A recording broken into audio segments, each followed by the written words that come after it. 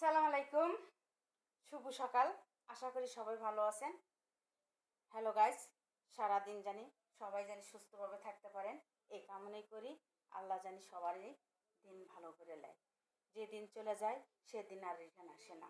আল্লাহ এইভাবেই আমাদের পরীক্ষা করে, কিন্তু আমরা কিন্তু বুঝি না। আমরা দুনিয়ার বান্দারা অনেক পাপী বান্দা, সেই জন্য আমরা আল্লাহ যে করে ওটি আমরা চোখে দেখি না। ঠিক আছে গাইস, তে কিছু কথা বলি বাপ মা ক্লিয়ার। আমরা বাপ মাও, আমরাও মা হছি, আমাদের মা বাপও মা হয়েছিল, বিয়ে শাদি দিছে, আমরা বাপ মা হছি, সব কিছু হয়েছি।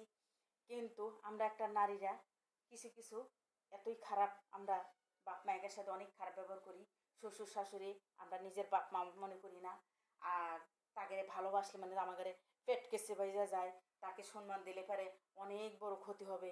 কিন্তু আমরা বুঝি না যে আমাদের শাশুড়ি যে তার ছেলেকে জন্ম না দিত তাহলে আমরা কিন্তু পাইতাম না। কিন্তু এটাই কয় নারী ভাবে আর কয়টা করে। সেই জন্য দেখছেন জায়গায় জায়গায় শ্বশুর শাশুড়ি ঘরে অনেক অত্যাচার হয়। বৃত্ত বয়সে রিক্সা চলে খাইতেছে, কৃষি কাজ করে খাইতেছে। কিন্তু আমরা ছেলের বউরা এত খারাপ, এত জঘন্য। যদি আমি ভাবি যে আমারও সন্তান আছে, এই সন্তান যদি আমারও তা আমার শ্বশুর শাশুড়ির হাতে যে ব্যবহার করতেছি সেটা আমারও হতে পারে। কিন্তু এটা আমরা এতই মনে করি যে আমরাই 100 হয়ে গেছি গা, যে আমার জামাইও বুড়ো হবে না কোনো দিন, আমিও বুড়ো হব না, এটাই আমরা ভাবি। ঠিক আছে গাইস, কিন্তু এই কথাগুলো যে ভাবে সে কখনো শ্বশুর শাশুড়ির হাতে খারাপ ব্যবহার করতে পারে না। যে আমার বাপ মা উঠেছি আমার বাপের বাড়ি, কিন্তু আমি তো আর এক বাপ মায়ের বাড়ি এসে উঠছি। তাদের সন্তান বিয়ে করাইছে দেখে তো আমি আইছি, তাই না?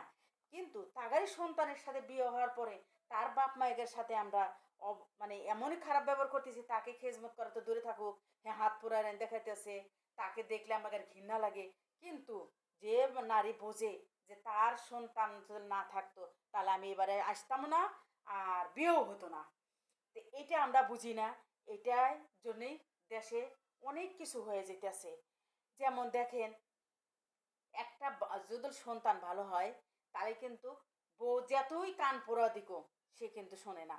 আর দুটোই ভালো মন্দ দেখতে হবে। হ্যাঁ, মাও বাপ মাও দেখতে হবে, স্ত্রীরও দেখতে হবে। বাপ মাও কতটুকু ভালো, স্ত্রী কতটুকু ভালো, এটা দুটো পক্ষে বিচার করতে হবে।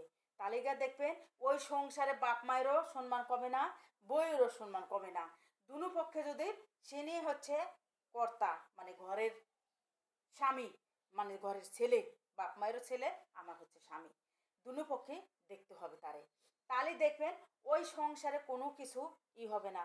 যদি বাপ মা যা ছেলের কাছে যা লাগা দেয় যে বাবা তোর বউ এটা করছে, যদি বাপ মায়ের কথা শুনে বউয়ের কাছে আচ্ছা মতো মারে, তাহলে কিন্তু ওই সংসারে অশান্তি হয়।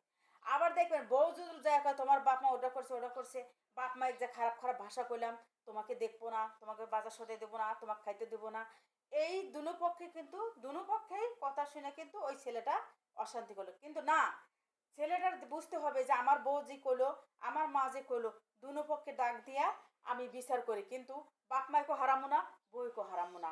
দুনো পক্ষে আমি শাসন করবো যে তোমরা ভালো হয়ে যাও, এই সংসারের মধ্যে কোনো অশান্তি করো না। কামাই করে আনি তোমরা দেখবা, তোমরা খাবা, তুমি বাপ মা, বউয়েরও হক তোমারও হক।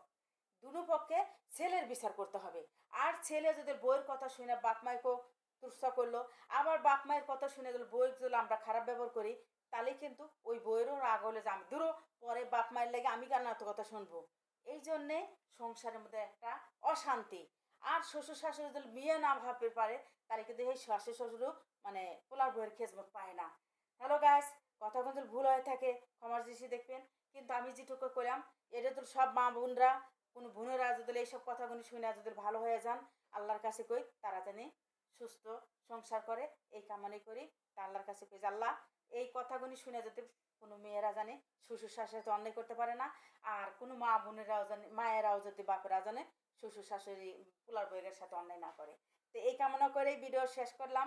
যদি ভালো হয় অবশ্যই লাইক কমেন্ট শেয়ার আমাকে জানাবেন প্লিজ গাইস। তে আল্লাহ হাফেজ।